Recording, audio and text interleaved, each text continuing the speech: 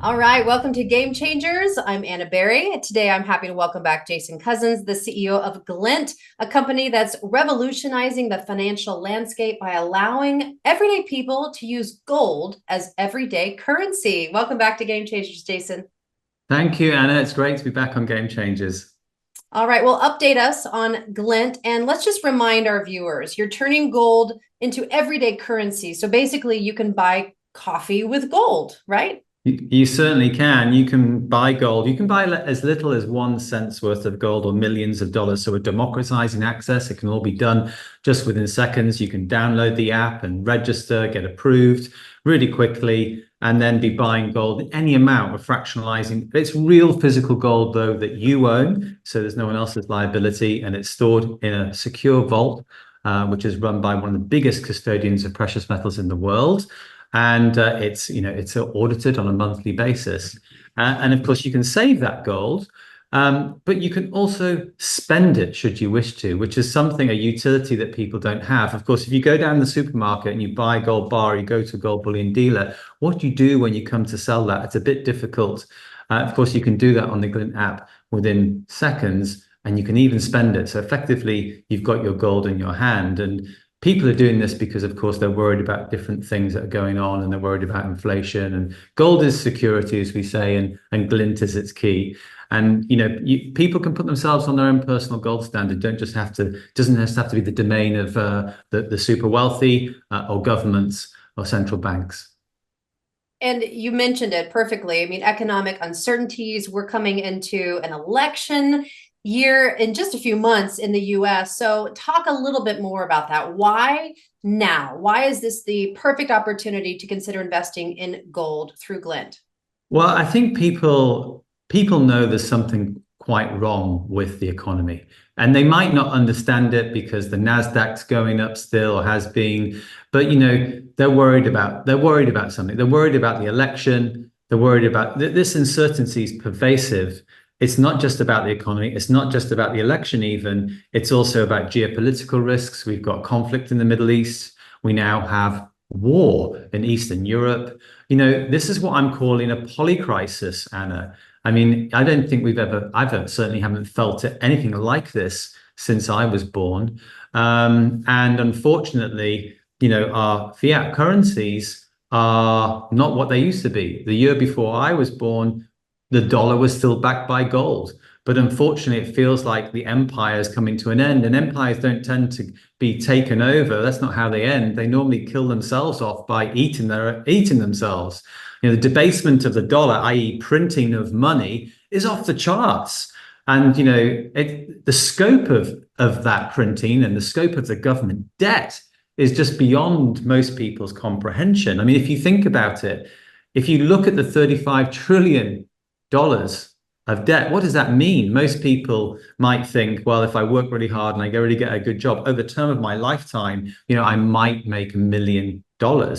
And there's a lot of millionaires now. There's more than there used to be. I mean, to be able to earn $1 million used to be a very difficult thing. A million was a big number. There's now billionaires. And let me just put this into perspective. 1 trillion seconds ago was 31,688 years ago. What? 1 trillion seconds ago was over 31,000 years ago. Okay, and the US debt is going up by $100,000 every second. Wow. I mean, that's $1 trillion every 100 days. We're already, I think the last time I spoke to you was at $33 trillion. Now it's at $35 trillion. Actually, it's heading straight towards $36 trillion.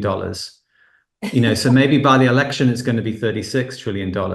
It took over 100 years for the debt to get to the first $1 trillion.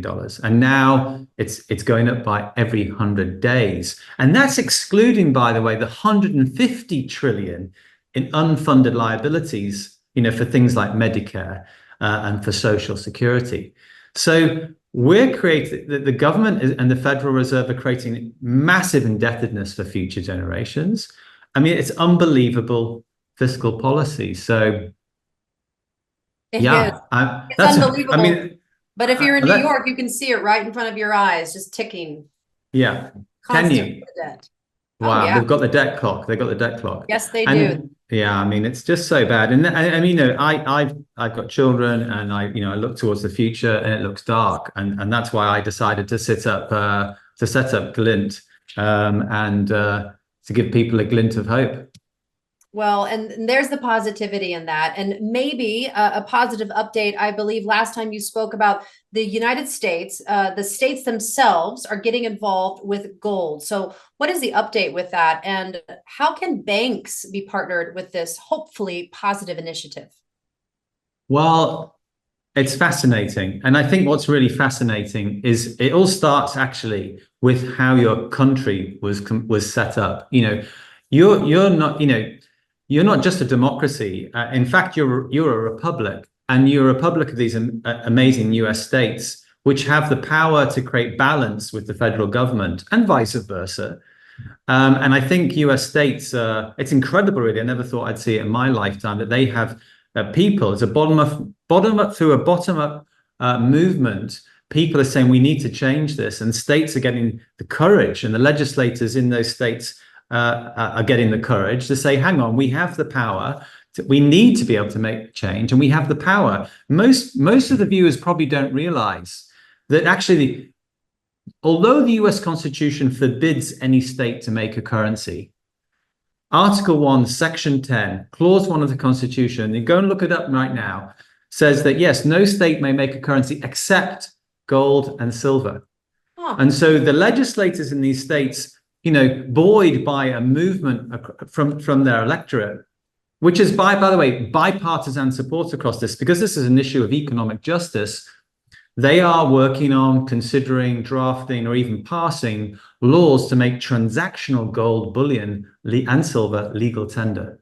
This is what we're talking about here, is really this potentially second authorized currency of the United States of America, giving people the choice that alongside the dollar, they can also be able to save in gold. And why is that important? I mean, you might say, well, Glint already exists. And I do encourage people to download the app now, of course, and try it out. Like, Glint Pay, glintpay.com, check it out. But we can't declare gold legal tender. Only the federal government or a US state can do that.